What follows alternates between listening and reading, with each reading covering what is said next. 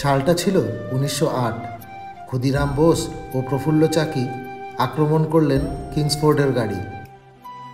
ক্ষুদিরাম যাওয়ার আগে চন্দননগরের এই মতিলাল রায়ের যে সংগঠন অনুশীলন সমিতি, সেই সমিতির থেকে দুজন ওখানে রেকি করতে গিয়েছিল যে কোথায় যাবে, কি করবে, কিভাবে করবে, অ্যাকশনটা কোন জায়গাটা হবে, কখন তারা বেরোবে। আলিপুর বোমা মামলায় ধরা পড়লেন কলকাতা ও চন্দননগরের তাবড় তাবড় বিপ্লবীরা। সকলের উপরেই চলল মামলা মোকদ্দমা। এ নিয়ে বাংলা তখন তোলপাড়।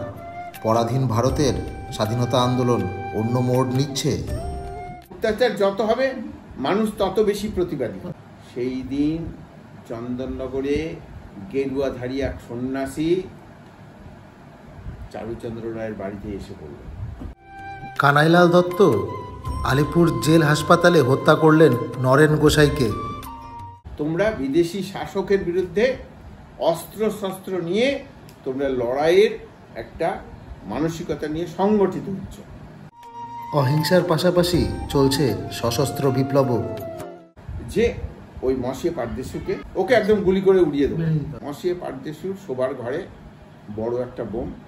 আচ্ছা, এমনই অনেক জানা অজানা গল্প জড়িয়ে রয়েছে এই জায়গাটির সাথে। এবং এই জায়গাটার একটা বিশেষ করে মাহাত্ম্য হচ্ছে এই জায়গা থেকে যদি পেছনে গঙ্গাটা আপনি পেরিয়ে যান, প্রশাসনটা অন্য। প্রথম কথা ইংরেজ প্রশাসন এবং 24 পরগনা, আর এটা তখন ফরাসি। এটা ফরাসি। আবার ওপারে যদি চলে যান হুগলি, ব্যান্ডেল, চুচুড়া, প্রশাসনটা আলাদা। চন্দননগরের বোরাই চণ্ডীতলার কাছে এই প্রবর্তক সংঘ তখন ছিল বিপ্লবীদের গুপ্ত আস্তানা। এখান থেকেই তাদের সিক্রেট সোসাইটি কাজ করত। পরিকল্পনা হতো তাদের কর্মকাণ্ডের। এখানকার গল্পগুলো জানতে হলে চলুন আমার সাথে। নমস্কার, আমি মনোজিৎ, আর আপনারা দেখছেন বেঙ্গল ডায়েরিজ উইথ মনোজিৎ।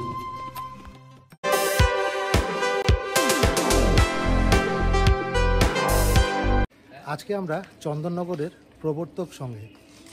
এই প্রবর্তক সংঘের সাথে জড়িয়ে রয়েছে আমাদের স্বাধীনতা সংগ্রামের নানান গল্প। হ্যাঁ, চন্দননগর তখনকার ফরাসি উপনিবেশ, আর আমরা জানি এখান থেকে অনেক তাবড় তাবড় বিপ্লবীরা বেরিয়েছিলেন। তবে এই জায়গাটার গুরুত্ব অপরিসীম। কেন বলছি? তার কারণ জড়িয়ে আছে এমন কিছু নাম এখানে। সে ব্যাপারে তো বলবো। ইতিহাস আস্তে আস্তে জরাজীর্ণ হয়ে পড়ছে। কেন? কারণ প্রশাসনিক অবহেলা বা ঐতিহাসিক অবহেলার জন্য বলতে পারেন। হ্যাঁ, ইতিহাসে এই জায়গাটি কিন্তু জায়গা পায়নি ইতিহাসের বইতে। তবে সেই নামগুলো কিন্তু আমরা পড়েছি। রাসবিহারী বসু, কানাইলাল দত্ত, ঋষি অরবিন্দ, আরও কত নাম জড়িয়ে আছে, বারিন ঘোষ। এই জায়গাটিতে ছিল বিপ্লবীদের গোপন আস্তানা। ইংরেজদের হাতে বাঁচার জন্য গা ঢাকাতে দিতে হতো এখানে তাদের। আর এখানে থেকে চলতো সিক্রেট সোসাইটি, যাদের মূল লক্ষ্য ছিল সশস্ত্র আক্রমণ, ইংরেজদের ফিরিয়ে দেওয়া। সময় অসময়ে এখানে ইংরেজদের রেডও পড়তো। তবে সব মিলিয়ে চলতো একটা চোর পুলিশ খেলা। আর রয়েছে এখানের সাথে মহাত্মা গান্ধীর নামও জড়িয়ে। হ্যাঁ, উনিও এসেছিলেন এখানে। তাহলে কেন এমনটা হলো যে এমন একটি জায়গার সম্বন্ধে আমরা ইতিহাসের বইতে পড়িনি, বা আজ এটাকে হেরিটেজ বলে ঘোষণা করা হচ্ছে না? চলুন চেষ্টা করব জানবো। জায়গাটিতে পৌঁছেই মনে হলো ইতিহাস যেন এখানে থমকে দাঁড়িয়ে আছে, ঠিক যেন 100 বছর আগের মতন। প্রবর্তক যখন তৈরি হচ্ছে, সেই সময়ে যারা প্রবর্তকটা তৈরি করার একটা রূপরেখা দেওয়ার চেষ্টা করছেন, তারা কিন্তু কেউই আপনার উচ্চবিত্তের মানুষরা নয়। বলা যায় নিম্নবিত্ত বা নিম্ন মধ্যবিত্ত পর্যায়ের এই তরুণরা। উদ্দেশ্যটা কি? প্রাথমিক উদ্দেশ্যটা? প্রাথমিকটাই আমি আপনাকে বলছি। যে প্রবর্তক সংঘের যিনি প্রতিষ্ঠাতা মতিলাল রায়, তিনি একেবারে তাদের বংশ পরম্পরার সূত্রে কিন্তু বাঙালি না। মতিলাল রায়ের যে ওনার পিতা, তার নাম বিহারীলাল রায়, তার বাবা, তারা অ্যাকচুয়ালি ছিলেন দিল্লি থেকে 30 থেকে 40 কিলোমিটার দূরে জৈনপুর বলে একটি জায়গা আছে। আচ্ছা, এরা ছিল নৌশিল্পী। এরা অ্যাকচুয়ালি, এদের ছুতোর বলা যায় না, এরা হচ্ছে কাঠের কাজ এরা করে না, কাঠের কারুকার্য করে।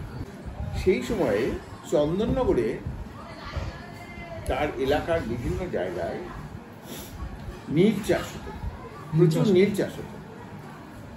এই চন্দননগরের লক্ষ্মীগঞ্জ অঞ্চলের ব্যবসায়ী ছিলেন, বড় ব্যবসায়ী, এক নীলকর সাহেব।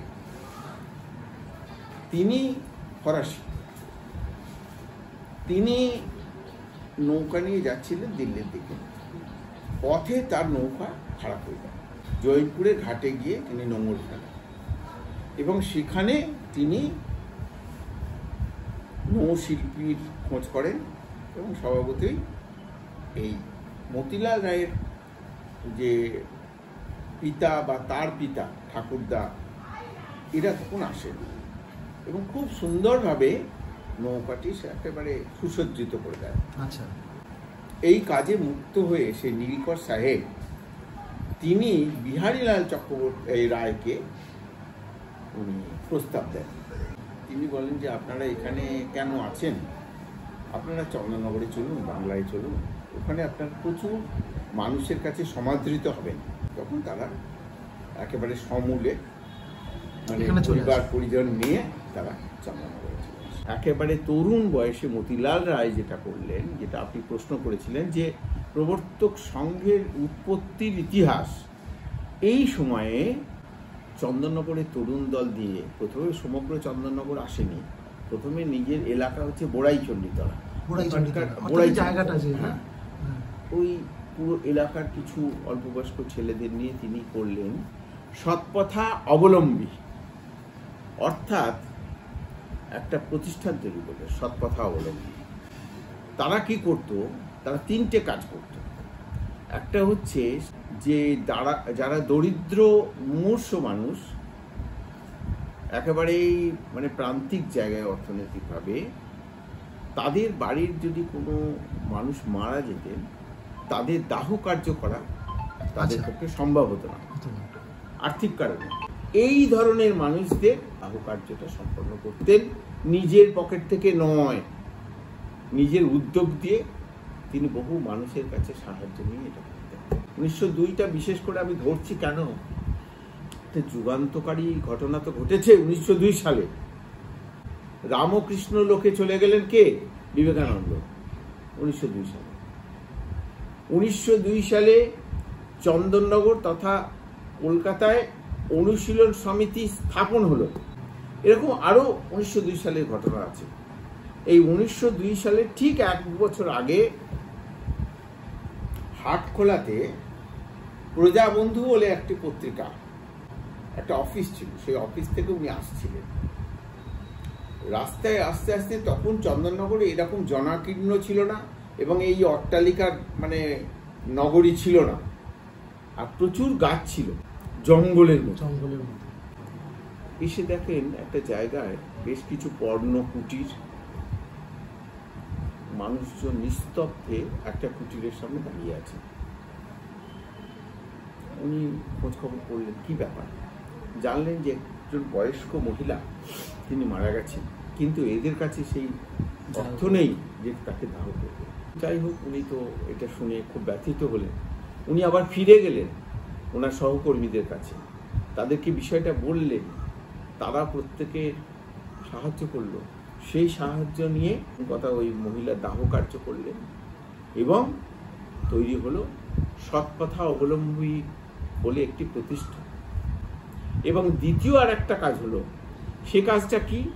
সে কাজটা আপনারা নতুন প্রজন্ম, তরুণ প্রজন্ম, সেটা হচ্ছে মুষ্টি ভিক্ষা। আচ্ছা, ধুতির মতো লম্বা ধুতি দুদিকে ধরে বসে আছে, দাঁড়িয়ে আছে, এক একটা বাড়িতে যাচ্ছে। বেশি অর্থ নয়, 200-500 নয়, 1 মুঠো চাল। 1 মুঠো চাল। কেন? তার কারণ হচ্ছে যারা দরিদ্র তাদেরকেও এই সেবা কার্যের মধ্যে অংশীদারি করা, সামিল করা, ইনভলভমেন্ট তৈরি করা, যে আমিও দিই, এই কারণে। আর তৃতীয় একটা যেটা হলো, সেটা হচ্ছে মুমূর্ষ রোগী, দরিদ্র, তার সেবা হচ্ছে না, তার চিকিৎসা হচ্ছে না, সেই কাজটা এই সৎপথা অবলম্বী তরুণ দল এরা করতেন। এবং এই সৎপথা অবলম্বী তরুণদের যে সম্প্রদায়, সেই সম্প্রদায় সারা চন্দননগরে ছড়িয়ে পড়ল। একেবারে তরুণ দল, তারা একেবারে মতিলাল রায়ের একেবারে সকলেই এক জায়গায়। এবং সব থেকে যেটা যুগান্তকারী ঘটনা ঘটল, যে সৎপথা অবলম্বী সম্প্রদায়ের বার্ষিক অধিবেশন হতে লাগলো। বছরে যারা যারা এই সেবা কার্যের মধ্যে যুক্ত আছেন সবাই আসতে লাগলেন। এবং বেদান্ত দর্শনের অন্যতম প্রচারক, আন্তর্জাতিকভাবে যিনি বেদান্ত দর্শনকে বিবেকানন্দের পরেই যার স্থান, সেই অভেদানন্দ স্বামী, তিনি এলেন। আচ্ছা, তিনি এই সভার সভাপতিত্ব করলেন। এটা একটা স্বীকৃতি পেল। হ্যাঁ, এবং সেই স্বীকৃতি সারা হুগলি জেলায় ছড়িয়ে পড়ল। চুচড়া থেকে জ্যোতিষচন্দ্র ঘোষ আসতে শুরু করলেন। চন্দননগরের বিপ্লবী সংগঠনের প্রাণ পুরুষ চারুচন্দ্র রায় এখানে এসে উপস্থিত হলেন। গোদলপাড়া থেকে উপেন্দ্রনাথ বন্দ্যোপাধ্যায় এখানে এসে উপস্থিত হলেন। থেকে ফটকগোড়া থেকে রাসবিহারী বোস, শ্রীশচন্দ্র ঘোষ, তারা এসে উপস্থিত হলেন। এইবার কিন্তু তার পরিবর্তন হতে লাগলো। সেবা কার্য থেকে কোথায় যাচ্ছে এবার, বুঝতে পারছেন? বুঝতে পারছি। এইবার বিপ্লবী আন্দোলন। দেখুন, একটা জিনিস মানে শুনতে খুব মজা লাগবে, কিন্তু বাস্তব সত্য। সারা পৃথিবীতে যেখানে যত অত্যাচারিত মানুষের হয়ে এবং এই অত্যাচারের বিরুদ্ধে যেখানে যা বিপ্লব সংগঠিত হয়েছে, তাতে কিন্তু শিক্ষকদের ভূমিকা অনেক বেশি কার্য। এই যে চুচড়ার একজন মাস্টারমশাই, ও মাস্টারমশাই বললেই লোকে বলবে ওই জ্যোতিষবাবু। আর এখানে মাস্টারমশাই বলতেই অধ্যাপক চারুচন্দ্র রায়। আচ্ছা, কারণ তাদের একটা সুবিধা হচ্ছে কি, সব অল্প বয়স্ক ছেলেরা তো তাদের ছাত্র, তাদেরকে ইতিহাস পড়াতে পড়াতে যখন ফরাসি বিপ্লবের ইতিহাসটা তিনি যাবেন, তখন তিনি নিজের দেশ যে পরাধীন, সেই কথাটাকে ভুলবেন? চন্দননগরের শ্রীশচন্দ্র ঘোষ, রাসবিহারী বোস, কানাইলাল দত্ত, উপেন্দ্রনাথ বন্দ্যোপাধ্যায়, বসন্ত কুমার বন্দ্যোপাধ্যায়, নটবর দাস, হরিহর শেঠ, দুর্গাদাস শেঠ, এরা তখন চন্দননগরে যুক্ত হচ্ছেন। অনুশীলন সমিতি তৈরি হয়েছে।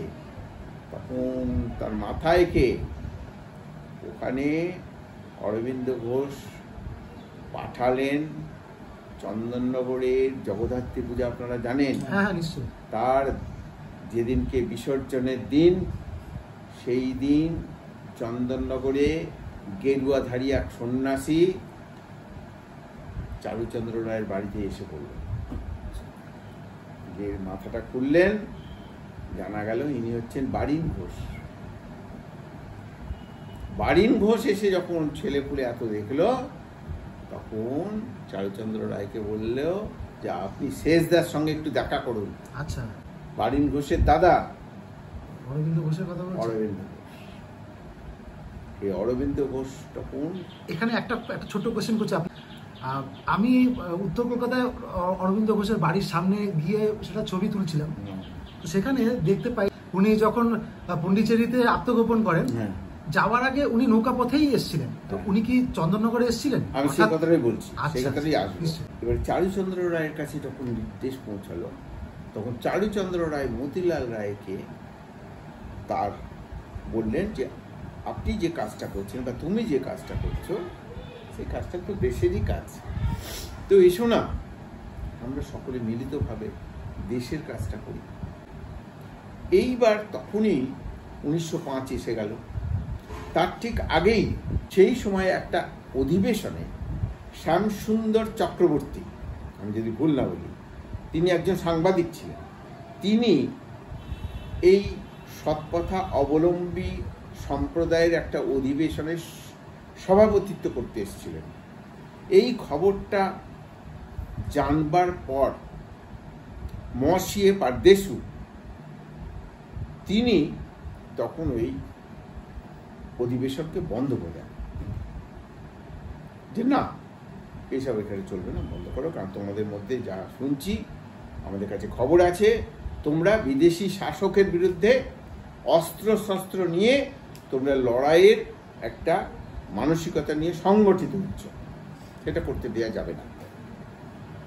যখন অধিবেশন বন্ধ হয়ে গেল, সেই সভাতেই প্রস্তাব নেওয়া হতে লাগলো যে ওই মসিয়ে পারদেশুকে ইয়ে করতে হবে, ওকে একদম গুলি করে উড়িয়ে দেবো, রাখবো না। তার 1 মাসের মধ্যে মসিয়ে পারদেশুর শোবার ঘরে বড় একটা বোম পড়ল। বোম পড়ার পর ওনার ভাগ্য ভালো, বোমটা ফাটল না, কিন্তু তার কয়েকদিনের মধ্যেই তিনি তার পরিবার পরিজন নিয়ে চলে গেলেন। আসল কার্যটা কিন্তু কাজটা হয়ে গেছে। ঠিক এই সময়ে 1905 পেরোলো। সেই সময়ে প্রবলভাবে চন্দননগরের তরুণরা ওই লর্ড কার্জনের বঙ্গভঙ্গ আন্দোলনের বিরুদ্ধে লড়াই করলো। আরও বেশি কর্মের মধ্যে দিয়ে তো সংগঠন, আপনি এখানে এসছেন একটা কাজে, আমিও আপনার কাজে সামিল হয়েছি, তবেই তো আমাদের সম্পর্ক। কর্মের মধ্যে দিয়েই তো সংঘবদ্ধ হয়ে গেল। তার মধ্যে একটা বড় যুগান্তকারী ঘটনা ঘটল যে 1908 সালে কানাইলাল দত্ত চলে গেল। কানাইলাল দত্তর সম্বন্ধে আমার কিউরিসিটি জাগে, যেরকম আপনাকে বললাম যে আমি আলিপুর জেল যখন ভিডিও শ্যুট করতে যাই, ওখানে আমি দেখি যে কানাইলাল দত্তের নামটা উপরের দিকেই রয়েছে। কানাইলাল দত্তের নাম আমি পড়েছি ইতিহাসের বইতে, কিন্তু সেটা 1-2 লাইনের বেশি নয়। এবার কথাটা হচ্ছে যে কানাইলাল দত্ত এত অল্প বয়সে উনি যে চলে গেলেন, ওনার একটা গল্প রয়েছে, আর সেটা এই জায়গাটার সাথে জড়িয়ে রয়েছে, তো সেই ব্যাপারে জানার ইন্টারেস্ট রয়েছে। 1908 সালের অনেক আগে, বিশেষ করে আমার বলার দরকার, আপনি ক্যামেরায় নিশ্চয়ই ছবি তুলবেন, ঠিক যে জায়গায় আপনারা এসছেন এই জায়গাটা সেই সময়ে একেবারে গোপন জায়গা, কারণ এটা গোস্বামী ঘাট, প্রাচীন জায়গা, কিন্তু রাস্তাঘাট এবং প্রচুর জঙ্গল, পেছনে মহাশ্মশান। এবং এই জায়গাটার একটা বিশেষ করে মাহাত্ম্য হচ্ছে এই জায়গা থেকে যদি পেছনে গঙ্গাটা আপনি পেরিয়ে যান, প্রশাসনটা অন্য। প্রথম কথা ইংরেজ প্রশাসন এবং 24 পরগনা, আর এটা তখন ফরাসি, এটা ফরাসি। আবার ওপারে যদি চলে যান হুগলি, ব্যান্ডেল, চুচুড়া, প্রশাসনটা আলাদা। এবং এখানে আমাদের এই বিশেষ করে যে মন্দিরটা রয়েছে, মন্দিরের 3টে কম্পার্টমেন্ট, সব থেকে উপরের কম্পার্টমেন্টটায় একটা নজরদারি থাকতো, যে স্থলপথ অথবা জলপথে কোনো পুলিশ আসছে, যার ফলে আর এই জায়গাটায় ধরুন তখন ওনার 15 বছর বয়স, সেই সময়ে উনি এখানে লাঠি খেলা, ছুরি খেলা, শারীরিক ব্যায়াম এবং বন্দুক পিস্তলের লক্ষ্য এখানে করছেন এবং বোম তৈরি করা শিখছেন, একটা 15 বছরের ছেলে। এবং যখন মুজাফফরপুরে যে আপনার বড় লাটকে যে বোমটা ফেলা হলো, সেটা যখন ব্যর্থ হলো, তার আগের ঘটনা, ক্ষুদিরাম যাওয়ার আগে চন্দননগরে এই মতিলাল রায়ের যে সংগঠন অনুশীলন সমিতি, সেই সমিতির থেকে 2 জন ওখানে রেকি করতে গিয়েছিল, যে কোথায় যাবে, কি করবে, কিভাবে করবে, অ্যাকশনটা কোন জায়গাটা হবে, কখন তারা বেরোবে, এই সমস্ত বিষয়টার পরিকল্পনাটা কিন্তু এখান থেকে হয়েছিল। এবং যতদূর জানা যায় যে ওই রেকি করার জন্য কানাইলাল দত্ত গিয়েছিলেন, এবং কানাইলাল দত্তেরই ওই অ্যাকশনটা করার কথা ছিল।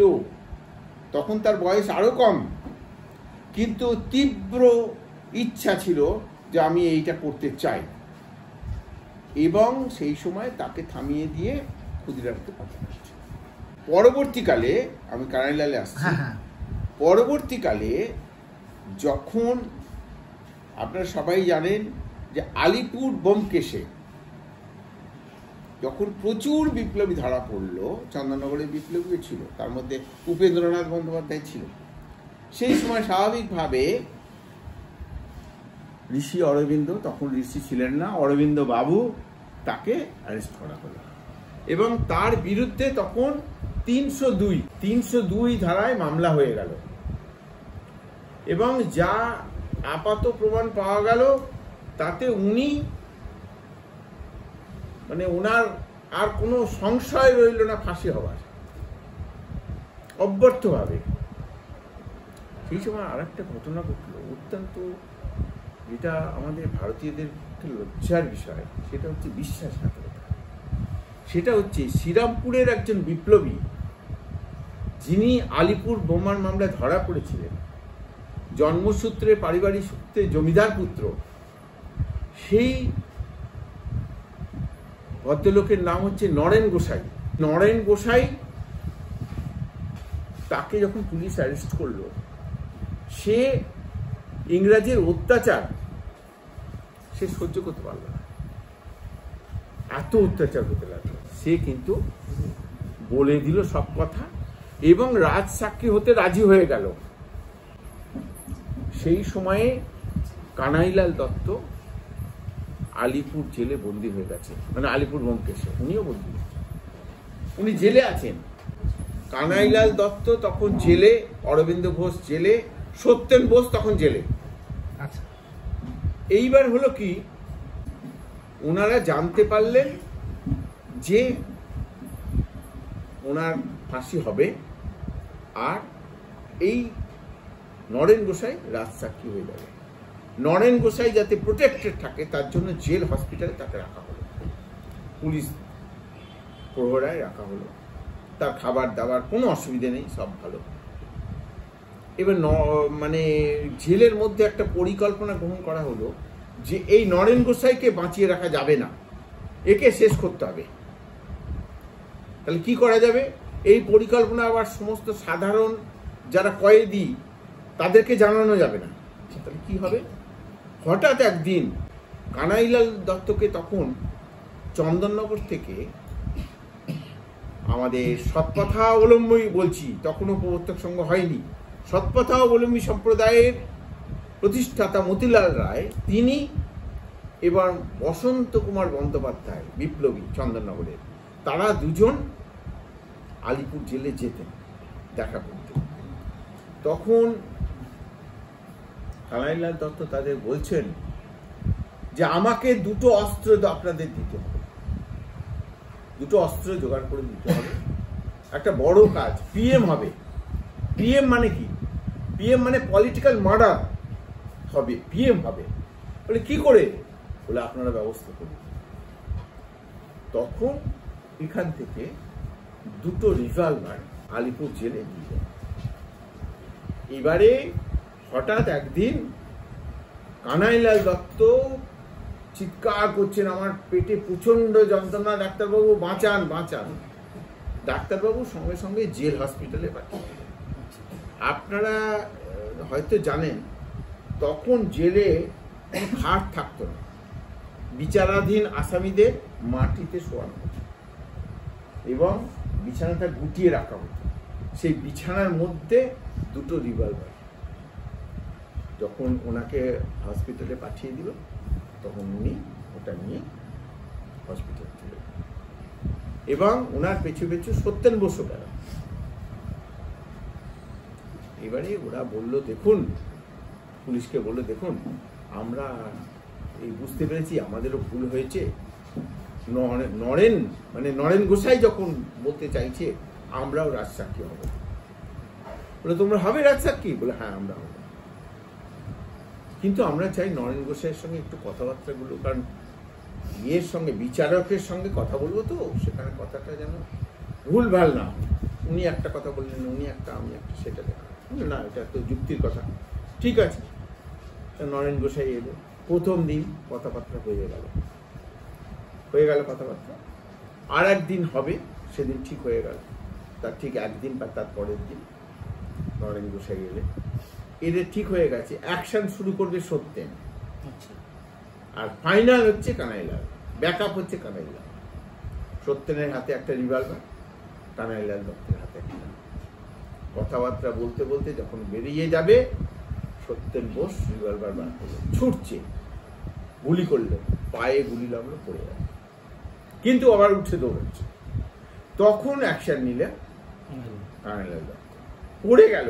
একটা সিঁড়ি ছিল ওপর থেকে নিচে নামার, সে সিঁড়ি গড়িয়ে গড়িয়ে একটা নর্দমার মধ্যে পড়লো, সেইখানে গিয়ে মাথায় বুকে গুলি করলো, এবং একটা গুলিও রাখেনি, সব কটা গুলি শেষ করে দিয়েছে, যাতে কোনো রকম সংশয় না থাকে। শেষ। এবং তারপরে যেটা ঘটনা ঘটলো, কানাইলাল দত্ত এবং সত্যেন বোসের ফাঁসি হলো।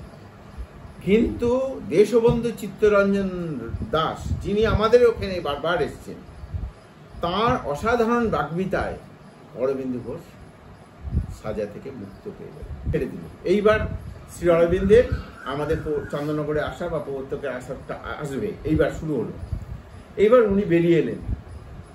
বেরিয়ে আসার পর উনি তখন বন্দে মাতরম পত্রিকার সম্পাদক, উনি তখন কর্মযোগিন পত্রিকায় লিখছেন, উনি তখন ধর্ম পত্রিকায় লিখছেন, উনি তখন আর্য পত্রিকায় লিখছেন। ইংরেজ সরকার সিদ্ধান্ত নিলেন, না, এই লোকটাকে বাইরে রাখা যাবে না, একে আবার জেলে নিতে হবে। Arrest warrant issued. Sister Nivedita এটা জানতে পারেন। সিস্টার নিবেদিতা সেই সময়ে অরবিন্দ ঘোষকে বলেন যে আপনি এক্ষুনি এখান থেকে চলে যান, আবার আপনাকে অ্যারেস্ট হবে।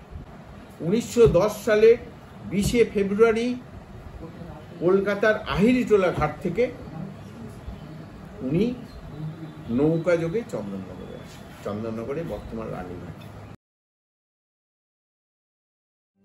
বাংলার সশস্ত্র বিপ্লবকে খুব কাছ থেকে দেখা এই জায়গাটি আজ অবহেলার কবলে পড়ে মুছে যেতে চলেছে ইতিহাস থেকে। এর থেকে দুঃখকর আর কি হতে পারে বন্ধুরা। এই ঘরটার একটা বৈশিষ্ট্য আছে, এই দেখুন, এই পিছনটা দেখছেন, একটা প্যাসেজ, কিন্তু ওখানে এখন একটা ছবি রয়েছে, সিংহাসন রয়েছে একটা, পিছনে দেয়াল, আর ঠিক উল্টো দিকে সেম একটা প্যাসেজ, কিন্তু এখানে রয়েছে দরজা। কারণ আপনারাও যেন কোনো বিপদে না পড়েন।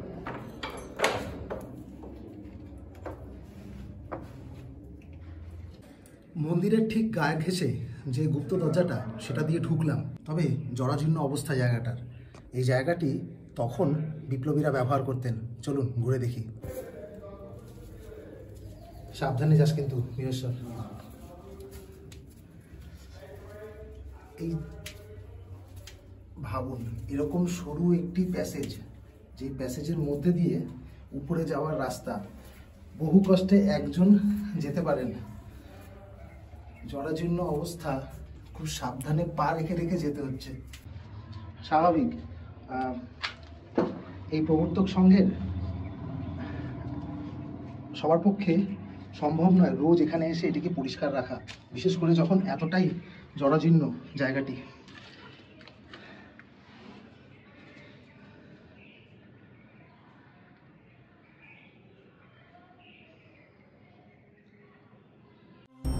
বাংলার স্বাধীনতা আন্দোলনের এক গৌরবময় অধ্যায় কি এভাবেই অবহেলার কবলে হারিয়ে যাবে বন্ধুরা? এখান থেকে আরেকটা সিঁড়ি উঠে গেছে, এটা আরো সরু, তাই না? একজন মানুষ খুব কষ্টে যেতে পারে উপরে। গাছের শিকড় গজিয়ে গেছে কিরকম দেয়াল থেকে। এরকম একটা জায়গা থেকে দৌড়ে পালানো তো সম্ভবই নয়, একজনকেও যেতে গেলে অনেকটা কষ্ট করতে হবে। দেখছেন, আমরা কিন্তু দোতলা ছাড়িয়ে 3 তলায় উঠছি। এই যে এখান থেকে নজরদারি করা হতো যে জলপথে পুলিশ আসছে কিনা। 100 বছর আগের এই মন্দির ও স্কুল ঋষি অরবিন্দের প্রেরণায় তৈরি করেছিলেন মতিলাল রয়। আজ স্কুলটি কোনো রকমেও টিকে থাকলেও মন্দিরটির জরাজীর্ণ অবস্থা, প্রয়োজন সংস্কারের। তবে অর্থাভাবের জন্য তা সম্ভব হয়ে ওঠেনি, পাওয়া যায়নি কোনো রকম সরকারি অনুদানও। কালক্রমে পুরনো গৌরব হারালেও কাজ বন্ধ করেনি এখনও প্রবর্তক সংঘ, চালিয়ে যাচ্ছে সমাজ সংস্কারমূলক কাজ, চলছে তাদের আপনালয়ও। এই দেখুন, এখানে একটি ওয়াচ টাওয়ার বানানো আছে, আর এখানেও একটা ওয়াচ টাওয়ার মতন বানানো আছে, অর্থাৎ ওখান থেকে সিঁড়ি থেকে উঠে দেখা যেত। আর এখানটায় রীতিমতো বসে নিগরানি করা যেত যে উল্টো দিকে জলপথে ইংরেজরা রেড করতে আসছে কিনা। তার গুরুত্বপূর্ণ হচ্ছে এই পাটাতনটি। জানতে পারলাম প্রবীরবাবুর কাছে যে এই যে পাটাতনটি, এটিতেই বসে ধ্যান করতেন মতিলাল রায়, অর্থাৎ এই জায়গাটির যিনি স্থাপনা করেছিলেন।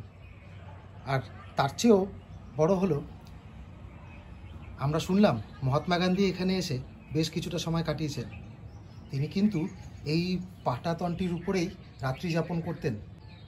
ভাবুন আজ এই পাটাতনটি কী অবস্থায় পড়ে আছে। ভারত মাতার যে সমস্ত সুপুত্ররা আমাদের স্বাধীনতার স্বাদ দেওয়া শিখিয়েছেন, আমাদের সবারই কর্তব্য তাদের উদ্দেশ্যে বলি, আমরা কিছু করতে পারি আর না পারি, ভিডিওটা এমনভাবে শেয়ার করবেন সরকারের কাছে যেন এটা যেতে বাধ্য হয়।